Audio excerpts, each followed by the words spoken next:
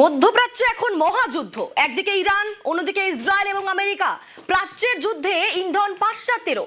হামলা পাল্টা হামলায় ক্ষতবিক্ষত মধ্যপ্রাচ্য, তছনছ একাধিক দেশের একাধিক শহর। ইরানের বিরুদ্ধে একযোগে অপারেশন, ইসরায়েলের অপারেশন লায়ন্স রোর ও আমেরিকার অপারেশন এপিক ফিউরি। ইসরায়েল আমেরিকার যৌথ অভিযানের পাল্টা জবাব দিচ্ছে তেহরান। অপারেশন ট্রুথফুল প্রমিস 4-এ মধ্যপ্রাচ্যের বিভিন্ন দেশে মার্কিন সেনাঘাঁটি লক্ষ্য করে হানা ইরানি সেনার। ইসরায়েলের পাশাপাশি দুবাই, কাতার, বাহারিন, ইউএই, সৌদি আরব, কুয়েত, পাকিস্তান পর পর দেশে মার্কিন ঘাঁটি লক্ষ্য করে মিসাইল। খামেনেইয়ের মৃত্যুতে আরো ভয়ঙ্কর মোড় নিয়েছে মধ্যপ্রাচ্যের মহারণ। মধ্যপ্রাচ্যের অন্যান্য দেশ এখনো জল মাপলেও ইরানের হামলার জবাব দিচ্ছে আমেরিকা, ইসরায়েলও। দুপক্ষের হানা পাল্টা হানায় রক্তাক্ত এশিয়ার একাধিক দেশ।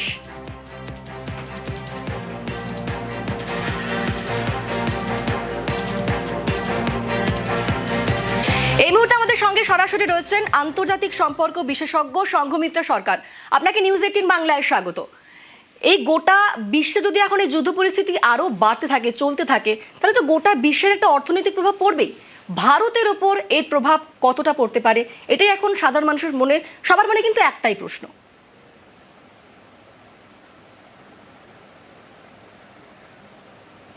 ভারতের ক্ষেত্রে প্রথম যে বিষয়টা অত্যন্ত শঙ্কার, সেটা হলো অপরিশোধিত তেলের যে সরবরাহ, সেই সরবরাহের অবস্থা কি দাঁড়াবে। আমাদের আভ্যন্তরীণ যোগানের ক্ষেত্রেও যে এবং গ্যাস, এই দুটো ক্ষেত্রে তো সরাসরি প্রভাব পড়বার আশঙ্কা রয়েছে।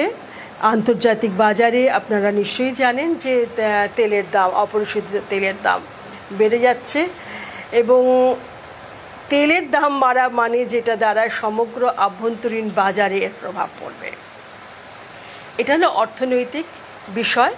আমরা শেয়ার মার্কেটের দিকেও দেখছি যে বেশ সেখানেও তার প্রভাব পড়ছে এবং কোনোটাই আমাদের পক্ষে খুব ভালো দিকে নয়। ভারতের বহু দিনের নির্ভরযোগ্য সম্পর্ক যে কটি দেশের সঙ্গে রয়েছে তার মধ্যে ইরান। ইরানের আভ্যন্তরীণ পটভূমি যতই পরিবর্তিত হোক না কেন, ভারতের ক্ষেত্রে ইরান ছিল একটি নির্ভরযোগ্য সম্পর্কের নাম এবং সেক্ষেত্রে এই যে ঘটনাগুলো ঘটল, এই প্রসঙ্গে আমি বলে রাখি, যেভাবে আয়াতুল্লাহ খোমেনির হত্যা হলো তা অত্যন্ত দুর্ভাগ্যজনক এবং সার্বিকভাবে আন্তর্জাতিক নিয়ম নীতির সব কিছুর পরিপন্থী।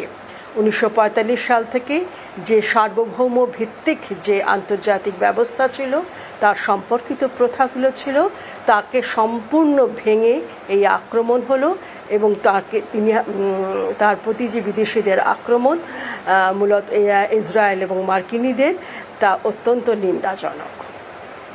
যদিও পাশাপাশি আমরা দেখতে পাচ্ছি যে এখনো পর্যন্ত, আমি কিছুক্ষণ ধরে খুঁজবার চেষ্টা করছিলাম, যে ভারত সরকারের পক্ষ থেকে এখনো কোনো সেরকম কোনো মন্তব্য পাওয়া যায়নি।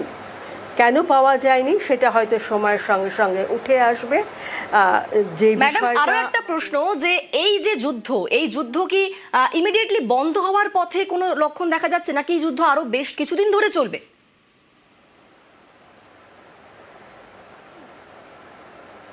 আজকের যে খবর আমরা সকালবেলায় ভোরবেলা থেকে পাচ্ছি, কালকে একটা সূত্র থেকে এসেছিল যে ওমানের কাছে ওরা খবর পাঠিয়েছে যে ওরা এখন ইরান যুদ্ধ থেকে একটা নেগোসিয়েশনের দিকে আগাচ্ছে। কিন্তু আজকে সকালবেলা ভোর রাত্রে যেটুকু দেখলাম, নতুন যিনি এসেছেন তিনি স্পষ্ট করে জানিয়েছেন কোনোভাবেই তারা কোনো ধরনের সমঝোতার পথে আপাতত নেই এবং মার্কিনদের তারা কখনোই ক্ষমা করবে না। সুতরাং যুদ্ধ সেই হিসাবে মনে হচ্ছে এখনো বেশ কিছুদিন চলবার আশঙ্কা রয়েছে। বেশ, অনেক ধন্যবাদ আপনাকে।